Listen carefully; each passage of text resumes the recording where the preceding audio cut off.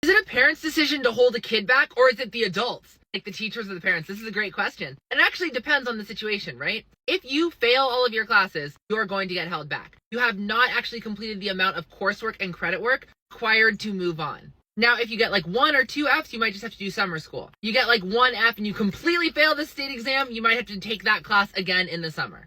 And reminder, if you have all passing grades and you fail the state exam, you're not going to get held back. Still try. Anyway, case in point though, a parent can also request a child to be held back. A teacher can also say, hey, this kid is not really reaching the developmental milestones, the reading is behind, the math is behind, I'm recommending he, she, or they be held back. And the parent can okay it or say no, that we don't want that. Now, there's this stigma about being held back like it's the worst thing in the world. I think actually pushing a kid forward is the worst thing in the world.